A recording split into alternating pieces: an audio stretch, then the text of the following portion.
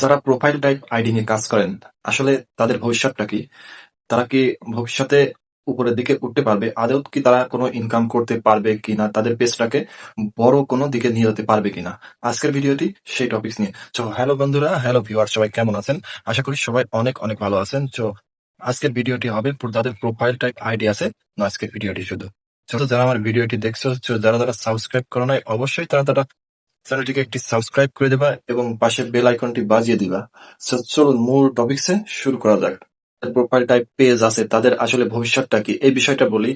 So প্রথমত মূলত profile type যে পেজগুলো, এটা মূলত ব্লগিং বা কন্টেন্ট ক্রিয়েটরের জন্য তৈরি করা হয় নাই। এটি মূলত মানুষের সাথে যোগাযোগ করার মাধ্যমের জন্য তৈরি করা হয়েছে এই প্রোফাইল টাইপ আইডিটি। তো এইটি পরবর্তীতে আপডেটের মাধ্যমে ফেসবুক কর্তৃপক্ষ এটা কনভার্ট পেজের পর্যায়ে নিয়ে গেছে, যার কারণে প্রফেশনাল মোড করলে পারে এটা পেজে রূপান্তরিত হবে। আপনার যারা ফ্রেন্ড আছে তারা আপনার ফলোয়ার্সে রূপান্তরিত হয়ে যাবে। তো সেক্ষেত্রে আপনি এটা ব্লগিং এর জন্য বা বিভিন্ন কন্টেন্ট ক্রিয়েটরের জন্য এটা কাজে লাগাতে পারবেন। আসলে এইটা আপনার মেন পেজ, মেন আইডি। তো এইটা শুধু যোগাযোগের মাধ্যম হিসেবে ব্যবহার করার জন্যই তৈরি করা হয়েছে। তো এই পেজে কোনো ভিডিও ছাড়লে আপনার ভিডিও রিচ করবে না। আর আপনার আইডিতে যে সমস্ত ফ্রেন্ড বন্ধু বান্ধব থাকে, তারা আসলে আপনি যে ভিডিওটি ছাড়বেন এটা দেখতে অনেকে ইন্টারেস্টেড নাও হতে পারে। সো যার কারণে দেখি যে প্রোফাইল টাইপ পেজগুলোতে আমরা বেশিরভাগই দেখে থাকি, যে আমি অনেক পেজ দেখেছি যে বেশিরভাগই দেখা যায় এনে 200, 300, 400, 500, 1K, 2K এর উপরে ভিউজ আসে না। মূলত ভিউজ না আসার কারণ হচ্ছে এইটা, যে আপনার ভিডিওটি দেখতে ইন্টারেস্টেড না, আর এই ভিডিওটি ফেসবুক কর্তৃপক্ষ খুব একটা রিচ করে না।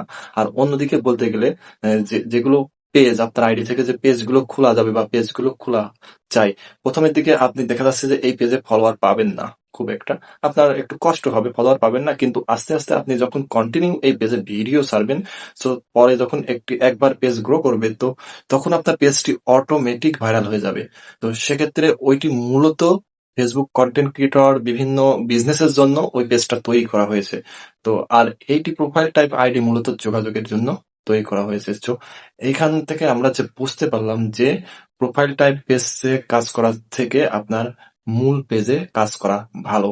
বিজনেস পেজে এটি মূলত কন্টেন্ট ক্রিয়েটরদের জন্য তৈরি করা। তাই যারা এখন পর্যন্ত প্রোফাইল টাইপ পেজগুলোতে কাজ করছেন, আমি তাদের বলবো যে আপনারা যদি প্রফেশনাল কন্টেন্ট ক্রিয়েটর হতে চান, আপনারা ওই প্রোফাইল টাইপ পেজ বাদ দিয়ে আজই নতুন পেজ খুলে, ফেসবুক নতুন বিজনেস পেজ খুলে আপনারা সেই বিজনেস পেজে কাজ করুন। তাহলে আপনারা প্রথমের দিকে একটু কষ্ট হলেও পরে ঠিকই আপনারা সফলতা অর্জন করতে পারবেন।